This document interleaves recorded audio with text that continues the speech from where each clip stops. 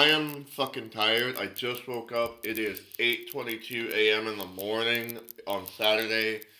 I didn't want to have to fucking deal with this. This is not the first time I had to deal with this for this exact fucking problem. We're dealing with this again. Alright, so this video right here, Queer Happiness, lessons from But I'm a Cheerleader. This is my most viewed video, right? And it has a lot of, Jesse Gender was so kind to share this video, to tell people to go watch this video. And I am forever thankful, but now it is blocked. Let me explain something to you for those who may not be aware of what's going on here. So, this is not the first time this has happened to the video. When I first uploaded it, it automatically was blocked. Not worldwide, but from some countries. Now it's from worldwide, right? Now, when I first did it, I gave it dispute. Just for those who don't know, first you gotta give it dispute, which means that they have to respond in a certain number of time. I think a certain number of days, which is 30 days. And if they disagree, they can disagree, and nothing happens to your channel, but the decision remains the same.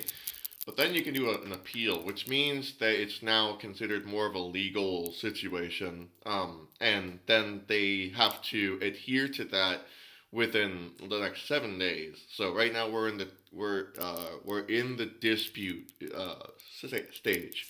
But keep in mind as well that they can go to the appeal process, and just remove my channel. Like, they can get my channel deleted because of that. Which makes me not really fucking happy right now. Also, I just noticed that there's like a few dislikes, which I didn't notice them before. So I wonder where they came from. I'm not a targeted attacker or anything, I guess, but I just digress.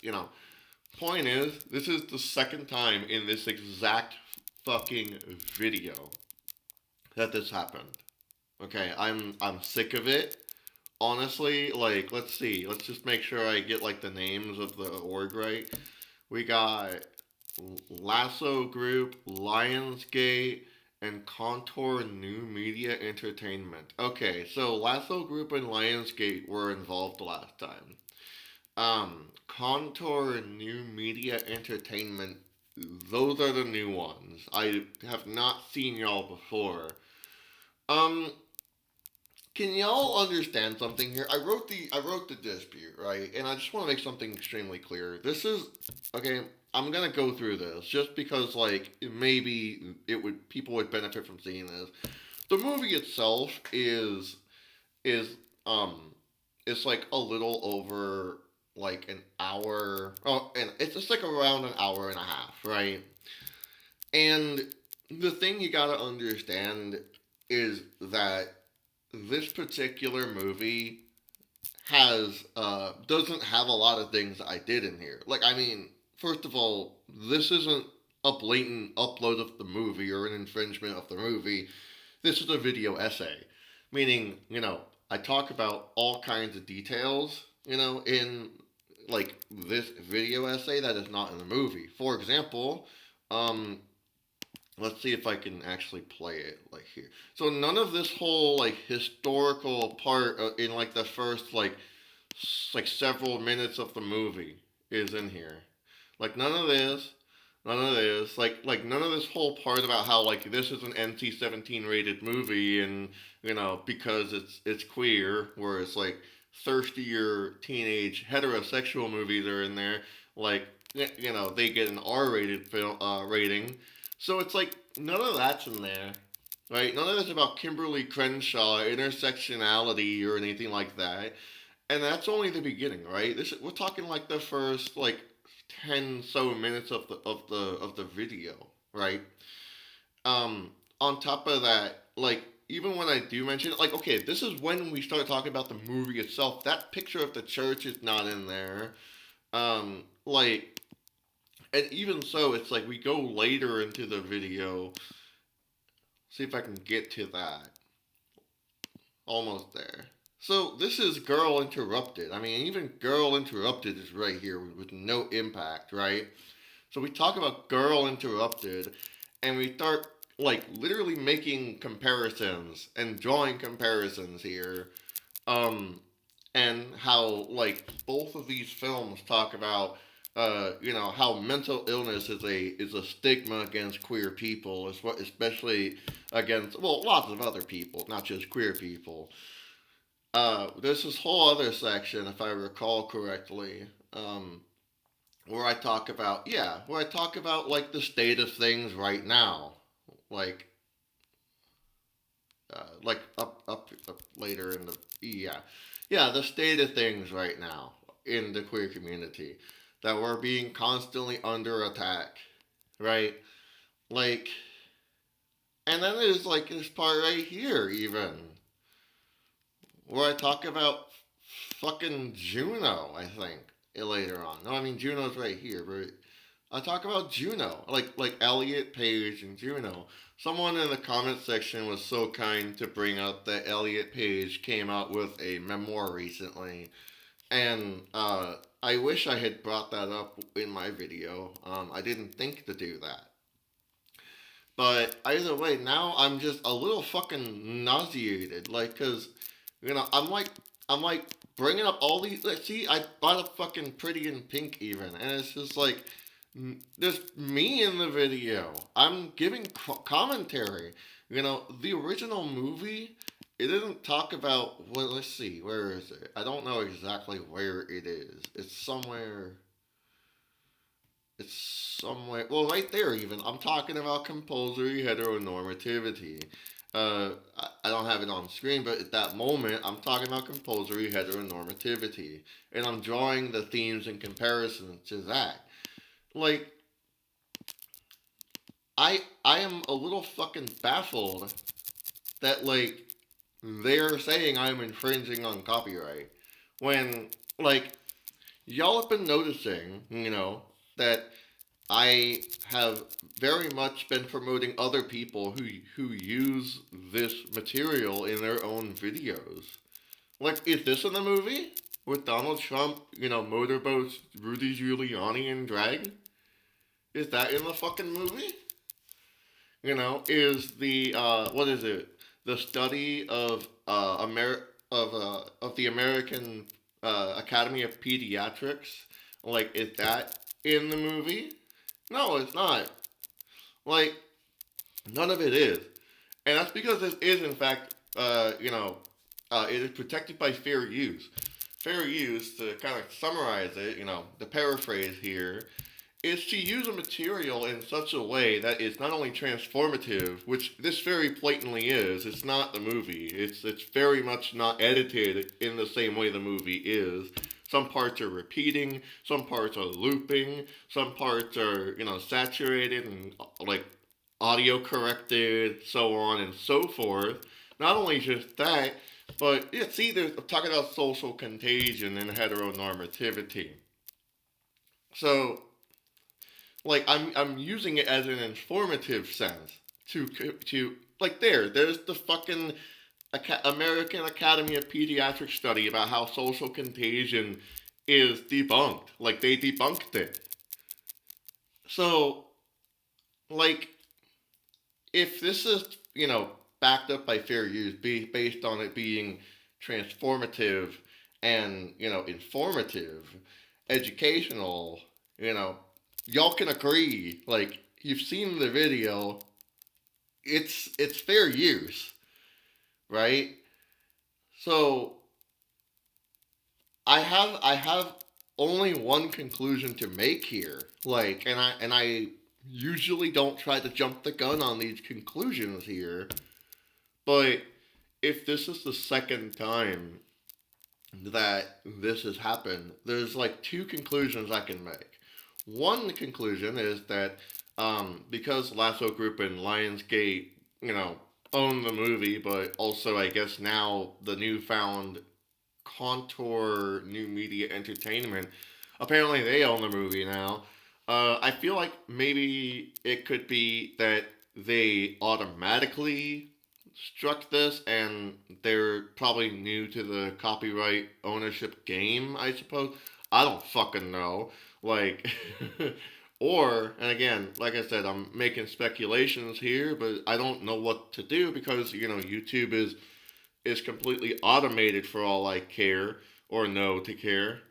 But this could be a blatant attack on my channel because I'm using this movie in a way that points out these themes. I'm pointing out how this movie blatantly makes fun of, as a satirical piece, of compulsory heteronormativity, of social contagion as a theory, to be used against trans kids and so on and so forth. I'm critiquing like the state of things using this movie. I'm comparing this movie to other movies, drawing comparisons. Like, I'm using this in a way that is extremely transformative. There are edits throughout the entire movie, or like in this video.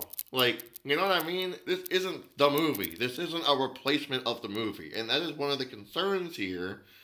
Whenever it comes to like this whole thing is that, does this replace the movie? No.